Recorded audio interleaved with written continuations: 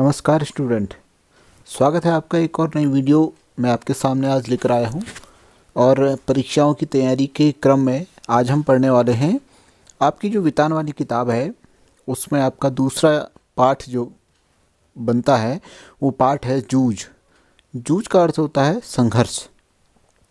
तो जैसे पहला पाठ हमने सिल्वर वेडिंग पढ़ा था, उसके बारे में उसके सारांश को समझा था, उसी प्रकार से हम इस पाठ को भी समझेंगे।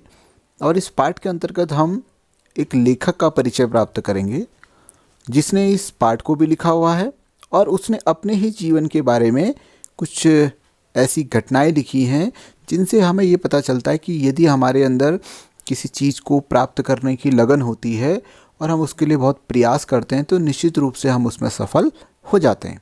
तो जूझ अर्थात संघर्ष एक ऐसी कहानी है, एक ऐसे बच्चे की जो कि खेती का काम किया करता था, लेकिन इच्छा थी कि वो पढ़ाई करे, पढ़ लिख कर बेहतर इंसान बने, सफल इंसान बने। और इसी क्रम में कि किस तरीके से वो अपनी पहले माँ को मनाता है पढ़ाई के लिए, फिर अपने पिताजी को मनाता है पढ़ाई के लिए, और फिर जब अपनी पढ़ाई दोबारा से शुरू करता है तो धीरे धीरे किस तरीके से वो अपनी पढ़ाई के अंतर्गत आगे बढ़ते हुए अपने उस मुकाम को हासिल कर पाता है।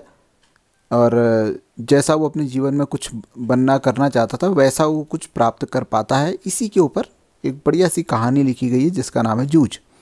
तो हम कहानी को पढ़ेंगे और कहानी के जो लिखने वाले लेखक हैं वो हैं, जो लिखने वाले हैं उनका नाम है आनंद यादव, अर्थात जिन्होंने इसको लिखा हुआ है उनका नाम है आनंद यादव। और आनंद यादव ने अपने ही जीवन की कुछ घटनाओं को इस पाठ के अंतर्गत बताया है। जैसे कि मैंने आपको पाठ का नाम बता दिया, पाठ का नाम क्या है? जूझ। जूझ का अर्थ है संघर्ष। तो कहानी शुरू होती है, देखो, पढ़ाई लिखाई से संबंधित। लेखक क्या बताता है? अपने मन की स्थिति को बता रहा है। कहता है कि पाठशाला जाने के लिए मन तड़पता था, उसका मन होता था कि वो पाठशाला जाए, लेकिन दादा के सामने खड़े होकर यह कहने की हिम्मत नहीं होती थी। दादा अर्थात उसके पिता के सामने वो हिम्मत नहीं कर पाता था क्या कहने की कि मैं पढ़ने जाऊंगा। और वो कहते हैं कि डर लगता था कि हड्डी पसली एक कर देगा। और मैं हमेशा इस ताक में रहता था, ताक मतलब इस मौके की तलाश में रहता था कि कोई दादा को समझा दे। मुझे इसका विश्वास था, किस बात का, कि यदि वो लेखक जो है वो जन्म भर खेत में काम करता रहा तो उसके हाथ कुछ भी नहीं लगेगा। वो सोचता था कि अगर मैं थोड़ा पढ़ लिख जाऊंगा तो मुझे एक अच्छी नौकरी लग जाएगी और कुछ पैसे मेरे को मिलने लग जाएंगे, तो विठोबा अन्ना की तरह कुछ काम धंधे वाला काम किया जा सकेगा। और ये जो विचार थे अंदर ही अंदर उसके मन में चलते रहते थे। अब देखो, जीवन में जो क्रम है, जीवन क्रम, वो आगे को बढ़ता रहा। और अपने जीवन क्रम के बारे में बताते हुए वो क्या कहते हैं? वो कहते हैं, तो जीवन क्रम को बताते हुए क्या कह रहे हैं कि दीपावली बीत जाने पर महीना भर ईख पेरने के लिए कोल्हू चलाना होता था। तो ईख से वो गुड़ निकालने का काम किया करते थे खेती के रूप में। तो वो कहते थे कि जब दीपावली बीत जाती थी तो उसके बाद ये काम किया जाता था। और उनके जो दादा थे वो ये मानते थे कि कोल्हू को जरा अगर जल्दी शुरू कर दिया जाए तो दादा की समझ से ईख की अच्छी खासी कीमत मिल जाती थी, क्योंकि शुरुआत में ही अगर उनका कोल्हू चल जाएगा तो बाज़ार में उस समय गुड़ आया नहीं होता है। जब बाज़ार में सबके कोल्हू चलने लग जाएंगे, चारों ओर कोल्हू चलने लग जाएंगे, तो बाज़ार में गुड़ आ जाएगा और गुड़ की बहुतायत हो जाएगी और भाव क्या हो जाएंगे? कम हो जाएंगे। इसलिए उनके दादा सोचते थे कि गुड़, ये जो गुड़ वाला काम है कोल्हू चलाने का, इसको जल्दी शुरू कर लिया जाए ताकि अधिक मुनाफा कमाया जा सके। तो वो कहते हैं इसीलिए सारे गाँव भर में हमारा कोल्हू सबसे पहले शुरू होता था। देखिए, मैंने इस पाठ के मुख्य मुख्य अंश रखे हैं। पूरे का पूरा पाठ हम नहीं पढ़ेंगे क्योंकि वो बहुत बड़ा पाठ है। समझाने में अगर हम उसका प्रयास करेंगे तो फिर वो बहुत बड़ा पाठ हो जाएगा और उसको समझना थोड़ा कठिन हो जाएगा। वीडियो भी काफ़ी लंबी हो जाएगी। ठीक है, तो चलिए आगे बढ़ते हुए इसमें क्या है देखें। वो आगे कहता है कि इसी कारण इस वर्ष का काम भी शुरू हुआ और उससे हम जल्दी ही निपट गए, आगे के कामों में लग गए। वो कह रहे थे कि एक दिन की बात है, उनकी जो माँ है वो धूप में कंडे थाप रही थी। इस तरीके से दीवार पर क्या बना रही थी? गोबर से उसको थाप रही थी। और वो क्या कर रहा था? मैं बाल्टी में पानी भर भर कर उसको दे रहा था। कुछ ना कुछ बातचीत भी कर रहे थे। चूँकि हम दोनों ही थे इसलिए यह सोचकर कि माँ से बात करनी चाहिए, मैंने अपने पढ़ने की बात छेड़ दी। तो जो लेखक है आनंद यादव, वो अपनी माँ से अपनी पढ़ाई के बारे में बात शुरू कर देता है। और जब बात शुरू करता है तो माँ क्या कहती है? माँ कहती है कि अब तू ही बता मैं क्या करूं? अगर मैं तेरे दादा से पढ़ने लिखने की बात बोलूं तो वो बरहेला सुअर की तरह गुर्राता है, तुझे तो मालूम है। तो माँ भी डरती थी उसके दादा से बात करने के लिए। इसके बाद क्या हुआ, लेखक बताता है कि खेती के सभी काम बीत गए थे, मेरे लिए अब तो कुछ करना रहा नहीं, क्योंकि खेती के काम में तो व्यस्त था, लेकिन अब खेती का काम कंप्लीट हो चुका है, तो अब करने के लिए तो कुछ रहा नहीं। तो कहता है कि इसलिए कहता हूँ कि तू दत्ताजी राव के सरकार के पास जाकर मेरे पढ़ने के बारे में कहा। अपनी माता से कहते हैं कि दत्ताजी राव के पास चलें और उनसे अपने पढ़ने की बात मैं करना चाहता हूँ। तो माँ उसको दिलासा देते हुए कहती है ठीक है चलेंगे। माँ ने हाँ तो कर दी, लेकिन अंदर ही अंदर माँ के स्वर में उदासी थी, क्योंकि वो जानती थी कि दादा जो है वो बात नहीं मानेंगे स्कूल भेजने की। इसके बाद क्या हुआ, देखिए मुख्य मुख्य बातें ही मैं आपको बता रहा हूँ। रात के समय में लेखक और उसकी माँ जो है वो दत्ताजी राव देसाई के यहाँ गए। माँ ने दीवार के सहारे बैठकर दत्ताजी राव को सब कुछ कह दिया। वे भी इस बात से सहमत हुए कि इस बच्चे को स्कूल पढ़ने की इजाज़त दे देनी चाहिए। फिर वो बताते हैं कि जो दादा हैं उनके या पिताजी जो हैं उन्होंने उसका पढ़ना लिखना बंद करके मुझे खेती में जोत दिया है, ऐसा वो कहता है दत्ताजी राव से। ऐसा जब सुनते हैं देसाई दादा तो चिढ़ जाते हैं और बोलते हैं कि आने दे उसे, मैं उसे सुनाता हूँ कि नहीं, अच्छी तरह देख लेना।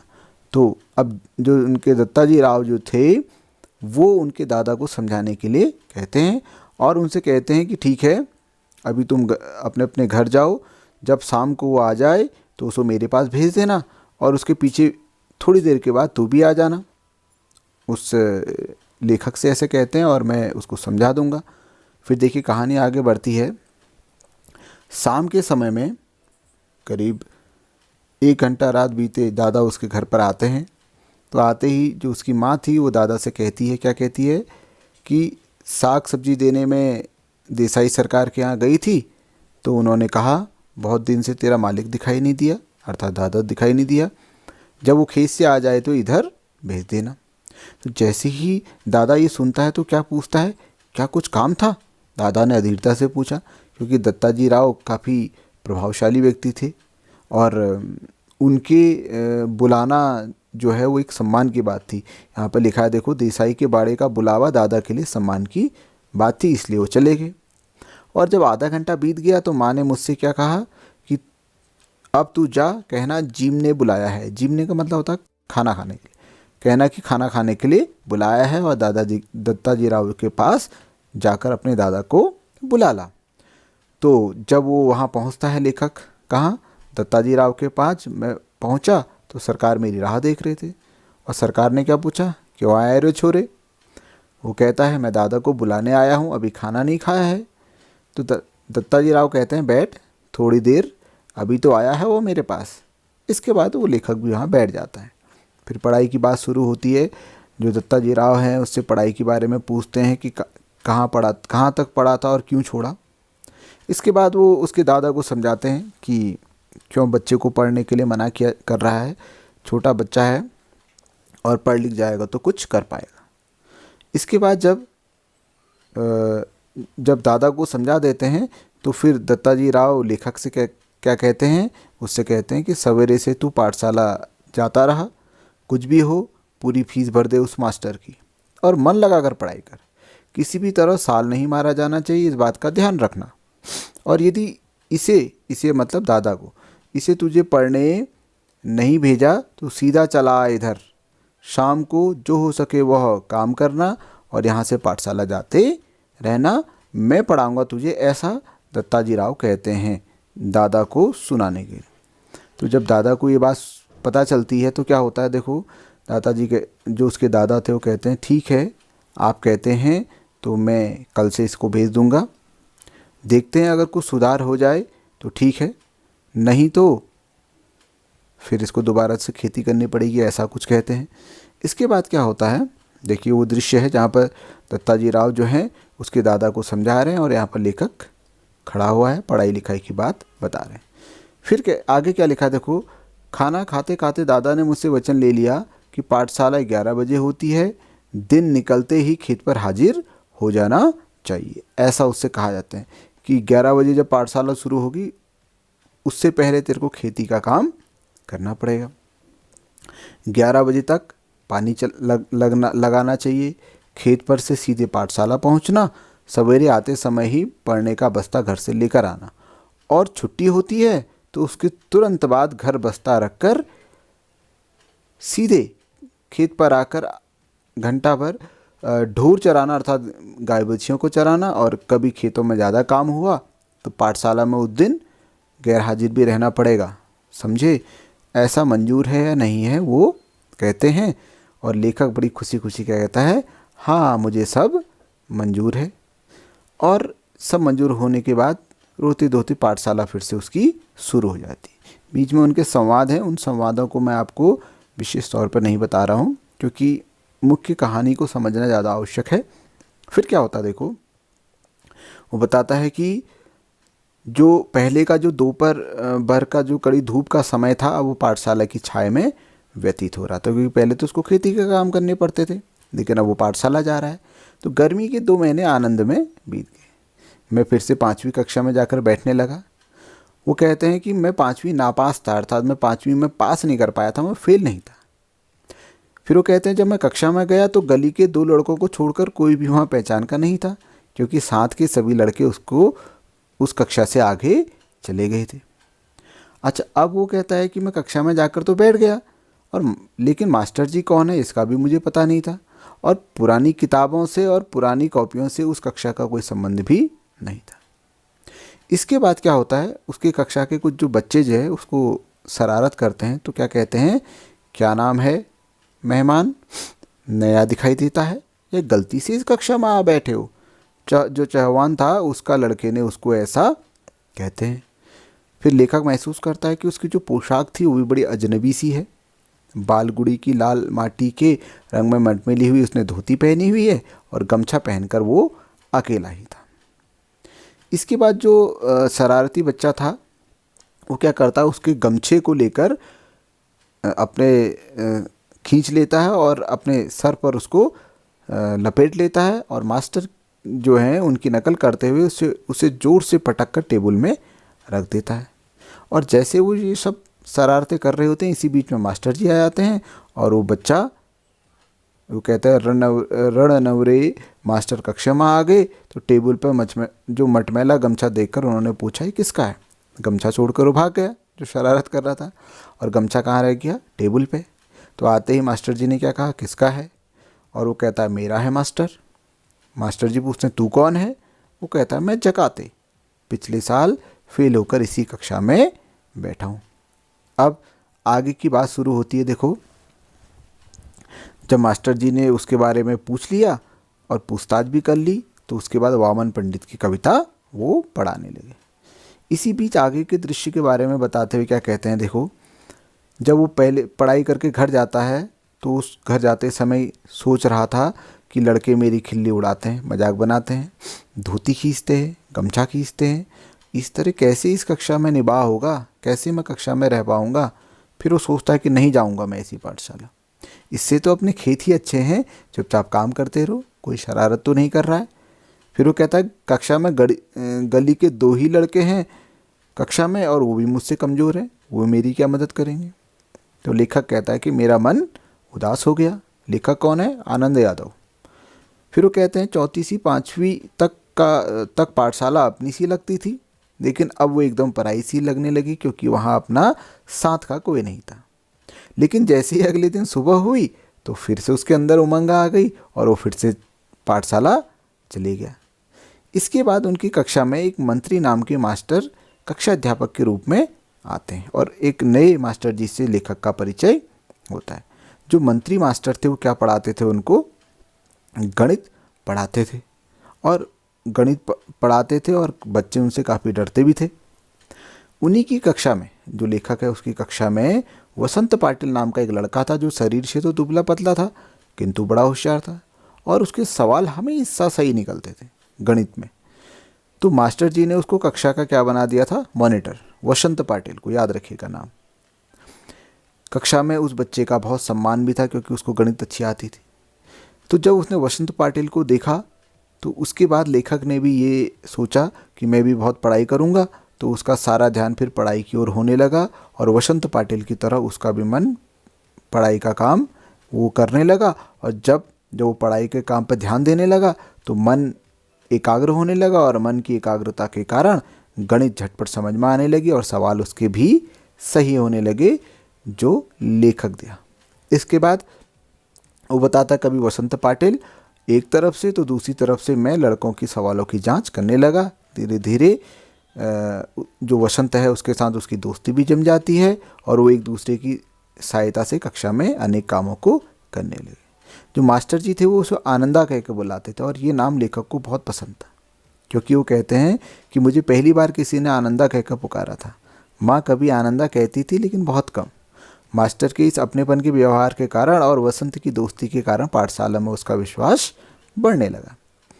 इसके बाद एक महत्वपूर्ण टीचर की एंट्री होती है लेखक के जीवन में, उनकी कक्षा में। उनका नाम था नौ सुंदलगेकर। वो जो मास्टर जी थे वो मराठी पढ़ाते थे और पढ़ाते समय वो स्वयं भी रम जाते। विशेषतः वो कविता बहुत ही अच्छे ढंग से पढ़ाते थे। उनका जो गला था वो बड़ा सुरीला था, छंद की उनको बढ़िया नॉलेज थी और साथ ही साथ बड़े रस भरे भाव से वो पढ़ाते थे। और पुरानी और नई मराठी कविताओं के साथ साथ उन्हें अनेक अंग्रेजी कविताएं भी कंठस्थ थी, याद थी और छंदों की लय गति ताल को अच्छी तरह समझते थे, जानते थे। पहले वो एक आध कविता गाकर सुनाते और फिर अभिनय करने के साथ साथ कविता का भाव भी ग्रहण कराते थे और ये सारी बातें लेखक को बहुत पसंद आती थी। तो इन सब बातों को जब वो लेखक देखता था तो उसका मन भी उसी तरीके से कविता पाठ और कविता पढ़ने के साथ साथ अभिनय करने का किया करता था।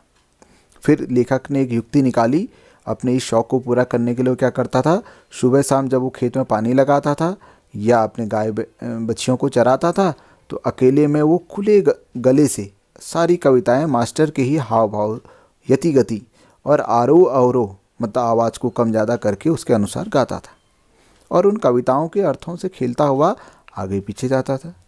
मास्टर जिस प्रकार बैठे बैठे अभिनय करते थे, मैं पानी लगाते लगाते वैसा ही अभिनय करता था। देखो काम भी कर रहा है खेतों में और कविता पाठ भी कर रहा है। और साथ ही साथ वो कहता है कि क्यारियाँ कब पानी से भर गई इसका भान ही नहीं रहता था। और इन चीज़ों ने उसके अंदर एक इंटरेस्ट जगाया कि वो भी कविताएं बोल सकता है, वो भी कविताएं बना सकता है और यही इंटरेस्ट भविष्य में जाके उसकी प्रसिद्धि का कारण बनता है, उसके भविष्य को निर्धारित करता है। फिर वो देख तो क्या लिखा है, देखो, इन कविताओं के साथ चलते चलते मुझे दो बड़ी शक्तियाँ प्राप्त हुई। एक तो पहले ढोर चराते हुए या पानी लगाते हुए दूसरे काम करते हुए बहुत अकेलापन खटकता था। किसी के साथ बोलते हुए गपशप करते हुए हंसी मजाक करते हुए काम करना उसको अच्छा लगता था। पहले वो सोचता था कि हमेशा कोई ना कोई साथ में होना चाहिए। लेकिन वो कहता है अब अकेलेपन से मुझे ऊब नहीं होती, मतलब बोरियत नहीं होती। मैं अपने में ही खेलने लगा। उल्टा अब तो ऐसा लगने लगा कि जितना अकेला रहूँगा उतना अच्छा, ताकि कोई डिस्टर्ब ना करे। इसी कारण कविता ऊंची आवाज़ में गाई जा सकती है, क्योंकि दूसरा होता है तो हम घबराते हैं, तो कोई नहीं होगा तो कविता को ऊंचे स्वर में गाया जा सकेगा और अभिनय भी किया जा सकता है। कविता गाते गाते थुई थुई करके नाचा भी जा सकता है। वो कहता है कि मैं सचमुच ही नाचने लगता था। अनेक कविताओं को मैं खुद की चाल पर गाना शुरू करा और इसी क्रम में धीरे धीरे उसकी कविता बनाने का जो कौशल था वह बढ़ने लगा। और कई बार वो क्या करता था, देखो, कविताएं जब या बनाता था तो उन कविताओं को जो गाय भैंस है उसकी पीठ पर लिख दिया करता था, या जो पत्थर होते थे उन पत्थरों में वो उनको लिख दिया करता था और जब उसको याद हो जाती थी उसके बाद वो मिटा देता था। तो धीरे धीरे करके उसको कविता पाठ का अनुभव होने लगा। फिर वो क्या कहता है कि जब मेरे को कविता बोलना, पढ़ना, कविता बनाना अच्छा लगने लगा तो वो कहता है कि मुझे लगता था कि अपने आसपास, अपने गांव में, खेतों में ऐसे कितने ही दृश्य हैं जिन पर मैं कविता बना सकता हूँ। देखो यहाँ से इसका कविता बनाने का जो एक स्किल है वो विकसित होना शुरू हो गया। यह सब कुछ अनजाने में ही होता था। भैंस चराते चराते मैं फसलों पर, जंगली फूलों पर तुकबंदी करने लगा, मतलब एक लाइन को दूसरी लाइन से मिलाना जो होता है वो करने लगा। उन्हें जोर से गुनगुनाता भी था और मास्टर को दिखाने भी लगा। कविता लिखने में खीसा में कागज़ और पेंसिल रखने लगा। कभी अगर वो नहीं होते तो लकड़ी के छोटे से टुकड़े से भैंस की पीठ पर रेखा खींचकर लिखता था। देखो, जहाँ चाह वहाँ राह कहते हैं। तो कभी पेन नहीं होती तो भैंस की पीठ पर लिख देता था या पत्थर की शिला पर कंकड़ से लिख देता था, और जब कंठस्थ हो जाती तो उसे पोंछ देता था। और रविवार के दिन जब एकाध कविता बन जाती तो सोमवार को मास्टर जी को दिखाता। कई बार क्या होता था, देखो, मास्टर जी को उस कविता को दिखाने का जो उत्साह इतना अधिक होता था कि बहुत बार तो सवेरा होने तक का धीरज टूट जाता था और मैं रात को ही मास्टर जी के घर जाकर कविता दिखाता। वे उसे देखते और शाबाशी देते। मास्टर जी बताते कि कविता की भाषा कैसी होनी चाहिए, छंद की जाति को कैसे पहचानें, उसके लय क्रम को कैसे देखें, अलंकार की सूक्ष्म बातें क्या होती हैं, कवि को शुद्ध लेखन करना क्यों ज़रूरी होता है, शुद्ध लेखन के नियम क्या हैं, आदि अनेक विषयों पर वो उसको बातें बताते थे, जो कि एक कवि के लिए बहुत ज़रूरी ये सारी बातें होती हैं। फिर वो कहते हैं कि उनके प्रति मुझे अपनापा अनुभव होने लगा। वे मुझे पुस्तक देते, अलग अलग प्रकार की कविताएं संग्रह देते, अलग अलग कवियों की कविताएं पढ़ने के लिए देते। उन्हें कई नई तरह की कविताएं सुनाई तो मुझे लगा कि मैं इस इस विषय पर भी कविता बनाऊंगा। और फिर सारा दिन उस दिशा में मेरी कोशिश चलती, वो कविता बनाता। इन बातों से मैं सौंदलगेकर मास्टर के बहुत नज़दीक आ गया और जाने अनजाने मेरी मराठी भाषा भी सुधरने लगी। उसे लिखते समय मैं बहुत सचेत रहने लगा। फिर वो बताते हैं कि अलंकार, छंद, लय आदि को सूक्ष्मता से देखने लगा, शब्दों का नशा चढ़ने लगा और ऐसा लगने लगा कि मन में कोई मधुर बाजा बजता रहता है। तो इसका अनुवाद किया गया हालांकि केशव प्रथम मीर के द्वारा। तो इस तरीके से एक कहानी है एक ऐसे बालक की, जो बालक पढ़ने का बहुत शौकीन था, पढ़ने के अलग अलग रास्ते वो खोज लेता था, गाय भैंसों की पीठ पे ही लिख लिया करता था या पत्थर में लिख दिया करता था। जिसके जो दादा थे अर्थात उसके जो पिता थे वो उसको किसी भी तरीके से स्कूल भेजने के पक्ष में नहीं थे। तो अपने पिताजी को समझाने के लिए अपनी माँ के माध्यम से वो दत्ताजी राव का सहारा लेता है, पिताजी की अनुमति लेता है, सारे काम करने का भी वो वादा करता है कि वो खेती के सारे काम करेगा। तो इस तरीके से पूरी कहानी को जब हम पढ़ते हैं तो हम पाते हैं कि ये जो कहानी है एक ऐसे बालक की कहानी है जो इसने पढ़ाई के लिए पढ़ने के लिए अपने जीवन में बहुत संघर्ष किया, और यही संघर्ष एक दिन के बाद उसके जीवन में एक परिवर्तन लेकर आता है और वो एक बहुत अच्छे कवि के रूप में अपने आप को बदल पाता है। तो आनंद यादव जो कि बहुत मराठी के अच्छे कवि रहे हैं, बहुत अच्छे रचनाकार लेखक रहे हैं, उनके खुद के अनुभव के ऊपर एक बढ़िया सी कहानी आपके पाठ्यक्रम में है जिसका नाम है जूझ। और ये भी एक महत्वपूर्ण पार्ट है। पहला पार्ट जो सिल्वर वेडिंग है और दूसरा पार्ट जो जूझ है, ये दो पार्ट है। यदि आप तैयार कर लेते हैं तो आपकी जो उत्तराखंड बोर्ड की बोर्ड परीक्षा होती है उन परीक्षाओं में वितान के इन दो पाठों से ही आपके लगभग 9 नंबर के प्रश्न तैयार हो जाते हैं। इसके बाद एक तीसरा पाठ और है अतीत के पन्ने, और उस पाठ को यदि आप जब देखते हैं तो अपेक्षाकृत थोड़ा कठिन होता है। तो इसलिए यदि आप इस पाठ को इन दो पाठों को तैयार कर लेते हैं तो वितान के लगभग 9 नंबर के लायक आपकी तैयारी हो जाती है। इसलिए इस पाठ को अच्छे से समझ लीजिए, इसके सारांश को समझ लीजिए। इसके बाद हम अगले वीडियो में सिल्वर वेडिंग और जूझ जो कहानी है इसके जो महत्वपूर्ण प्रश्न उत्तर होंगे उसको बनाएंगे। तब तक आप इस वीडियो को देखिए, इस कहानी के सारांश को समझिए, परीक्षाओं की अच्छी तैयारी कीजिए, साथ ही साथ इसे अपने दोस्तों के साथ शेयर करना बिल्कुल भी मत भूलिएगा। धन्यवाद।